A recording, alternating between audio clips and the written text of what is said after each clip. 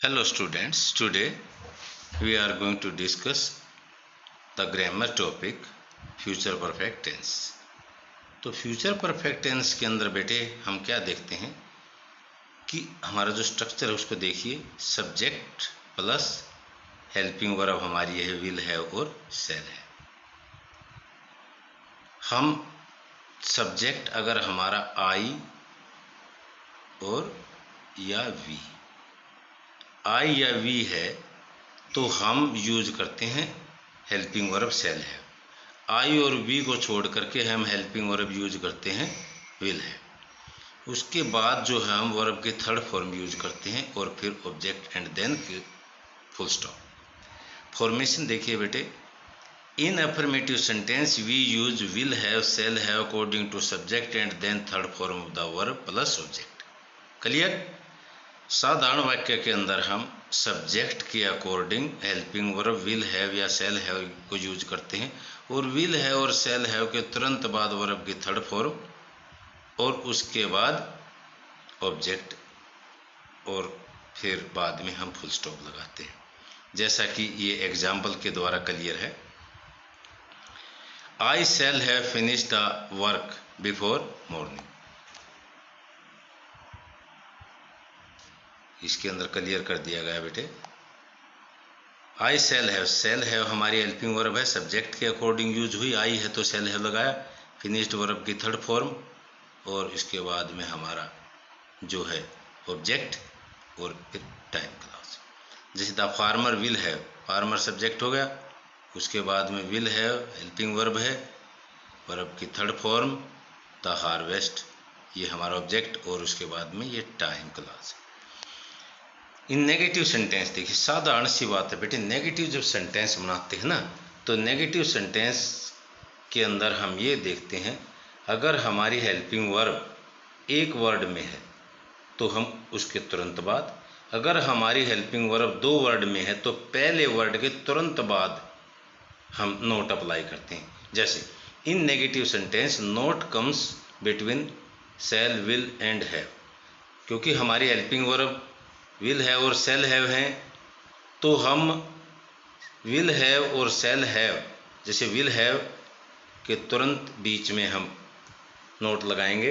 अगर हमारा subject I और वी है तो हमारी हेल्पिंग वर्ब होगी सेल हैव, उसका नेगेटिव जब हमने बनाना है तो नोट को हम कहाँ लगाएंगे, सेल हैव के बीच में, सेल नोट हैव बन जाएगा।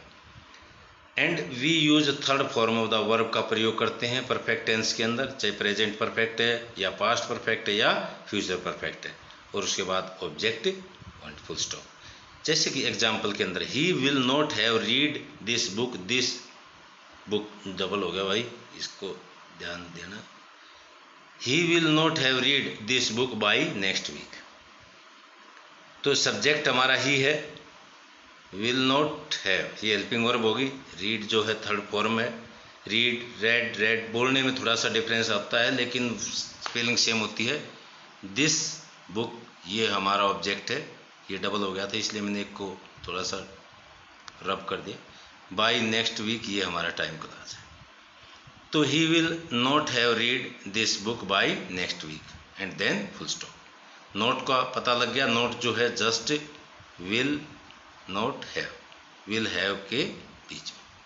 अब हमारा नेक्स्ट एग्जाम्पल देखिए, they will not have reaped the harvest, they will not have reaped the harvest before March.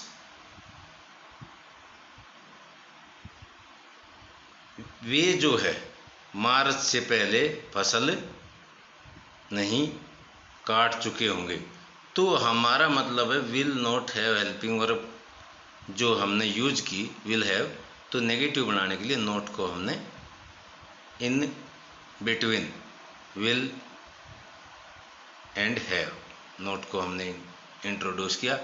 Verb की थर्ड फॉर्म रीप्ड, द हार्वेस्ट ये हमारा ऑब्जेक्ट है एंड ये हमारा टाइम क्लास। इंटरोगेटिव सेंटेंस देखिए बेटे, इन इंटरोगेटिव सेंटेंस सेल और will comes before the subject and have follows it and then third form of the verb, in the last we use question mark। सीधी सी simple सी बात है, हमारी helping verb जब 2 वर्ड्स में है, विल हैव, शैल हैव, अगर हमारा सब्जेक्ट आई और वी है तो we use shall just before subject and have is introduce just after subject. Subject से पहले शैल और सब्जेक्ट के बाद में हैव, ठीक है। And then third form of verb और उसके बाद ऑब्जेक्ट। जैसा कि हम एग्जाम्पल में देखते हैं, जैसे विल, यू सब्जेक्ट है, यू के अनुसार हमने विल लगा, हैव को बाद में रखा सब्जेक्ट से, वर्ब की थर्ड फॉर्म हो गई, फिर यू है ऑब्जेक्ट हो गया, उसके बाद टाइम क्लास। ऐसा इसमें will he have written this novel by the end of this year. इसके अंदर भी यही है, विल जो है ही के अकॉर्डिंग लगाया, हैव को बाद में रखा, वर्ब की थर्ड फॉर्म, दिस नावल ये हमारा ऑब्जेक्ट है, bye the end of the year ये हमारी टाइम क्लास है। अब इसका बेटे यूजेज देखो, फ्यूचर परफेक्ट का यूज हम कहाँ कहाँ करते हैं बेटे। Future perfect tense is used to express an action which is expected to be completed. Future perfect tense का प्रयोग हम वहाँ करते हैं बेटे जिसमें किसी कार्य के पूर्ण होने की इच्छा की गई, बाय ए सर्टेन टाइम, निश्चित समय पर, इन फ्यूचर भविष्य में। जैसे एग्जाम्पल है इसका, I shall have taken bath before the sun rise. I shall have taken bath before the sunrise, सूर्य उगने से पहले जो है मैं स्नान कर चुका होऊंगा। तो ये है बेटे, क्योंकि इसमें हमने क्या देखा कि शैल हैव वर्ब की थर्ड फॉर्म, ठीक है ना, ये हमारा बिफोर द सनराइज, बात जो है स्नान करना, ये हमारा ऑब्जेक्ट।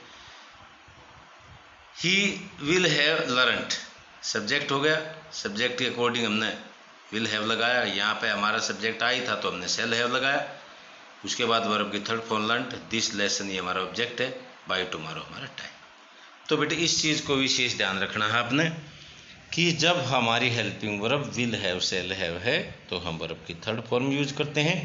नेगेटिव बनाने के लिए हम will have shall have subject के अकॉर्डिंग हम हेल्पिंग वर्ब यूज करते हैं, और नोट को अगर हेल्पिंग वर्ब 2 वर्ड्स में है तो just after first word we introduce not to make the sentence negative, and in interrogative sentence we use the first word of the helping verb just before the subject, and after the subject we use the remaining part of helping verb, and after the helping verb we use third form of the verb, then object and time clause, and in the end we use question mark। Okay बेटे, जो हमारा जो video है इसको ध्यान से read करना बेटे, आपके काम आएगी ये सब चीज़। Okay, thank you.